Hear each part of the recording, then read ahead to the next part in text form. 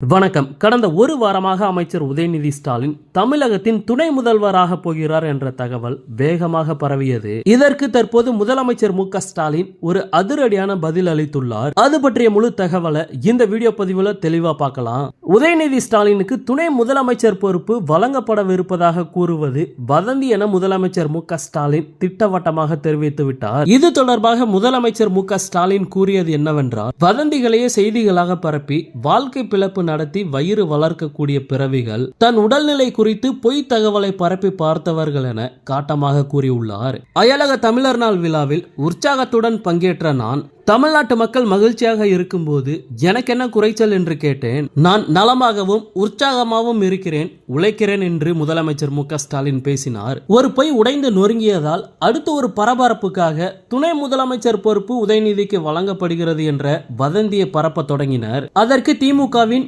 இளைஞர் அணி செயலாளர் அமைச்சர் தம்பி உதயநிதியே எல்லா அமைச்சர்களும் முதலமைச்சருக்கு துணையாகத்தான் இருக்கிறோம் என்று பதிலடி கொடுத்து வதந்தி பரப்பியோரின் வாயை அடைத்து விட்டார். இளைஞரணி மாநாட்டின் மாநில உரிமை முழக்கம் என்னும் நோக்கத்தை திசை திருப்ப நினைக்கும் எந்த முயற்சிகளுக்கும் கழகத்தினர் யாரும் இடம் கொடுக்க வேண்டாம். மாநில உரிமைகளை காத்து கூட்டாட்சி இந்தியாவை உருவாக்கும் நோக்கத்தை செயல்படுத்தவே சேலம் இளைஞரணி மாநாட்டின் நோக்கமாகும். அந்த நோக்கத்தின் எதிரிகள் தான் இது போன்ற உள்நோக்கம் கொண்ட வதந்திகளை பரப்புகிறார்கள். கழக தலைவர் என்கிற பொறுப்பு உங்களில் ஒருவனாகிய எனக்கு உடன் பிறப்புகளாகிய உங்களின் ஒப்புதலுடன் பொதுக்குழுவின் ஒட்டுமொத்த ஆதரவுடன் வழங்கப்பட்டு இருக்கிற பொறுப்பு.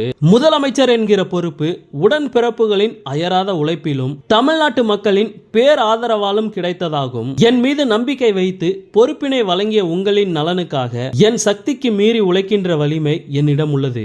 தலைவர் என்ற உரிமையோடும் அன்போடும் கட்டளையிடுவது திசை திருப்பும் வதந்திகளில் கவனத்தை சிதறடிக்காமல் மாநாட்டின் மைய நோக்கமான மாநில உரிமை மீட்பு முழக்கத்தை முன்னெடுங்கள். நாடு தழுவிய அளவில் அதுவே முதன்மை செய்தியாகட்டும் என முதலமைச்சர் மு.க. ஸ்டாலின் அறிக்கை வெளியிட்டுள்ளார். ஓகே, இது போன்ற செய்திகளை உடனுக்குடன் பெற மறக்காம நம்ம சேனலை சப்ஸ்கிரைப் பண்ணி சப்போர்ட் பண்ணுங்க. நன்றி.